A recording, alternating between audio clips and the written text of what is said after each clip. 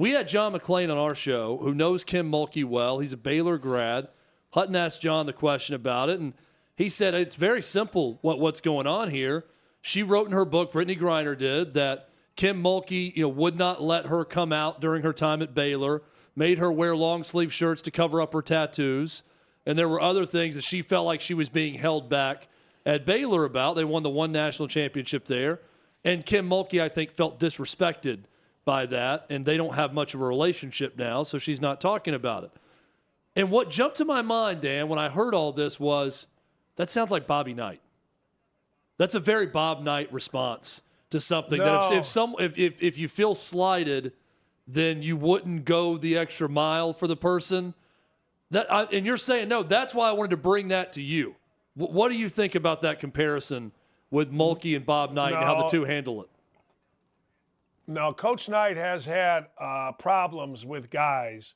Like Steve Alford wrote a book, and it wasn't unflattering. It wasn't to that degree.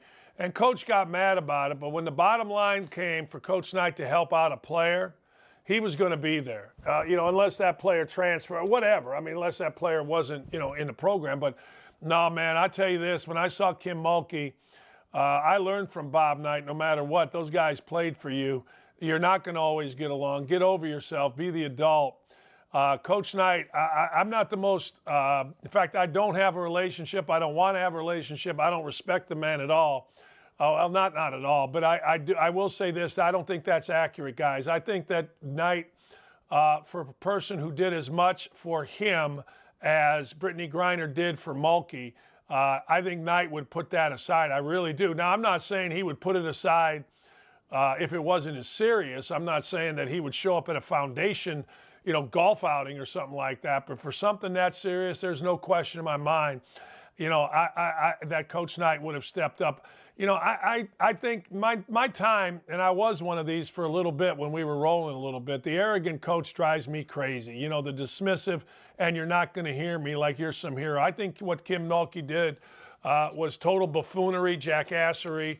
I thought it was embarrassing, and I love the fact that some of her former players stepped up. I didn't know what you just told me. So one of the things that I thought was, okay, maybe she's being smart here. Maybe she feels like her words would have no impact or maybe have a negative impact. But then I thought about it, and I thought, no, she's just being a jerk. And I grew up understanding as a young coach and as a head coach, you're not always going to get along with former players. You're not. There are going to be some you dislike. There are going to be some that really dislike you. But when push comes to shove and it's time to help or it's time to step up for them, I don't care, you do it. And I learned that from Bob Knight. I really did.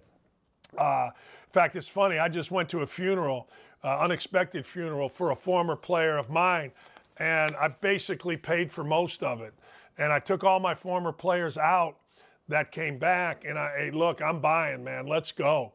You guys did so much for me.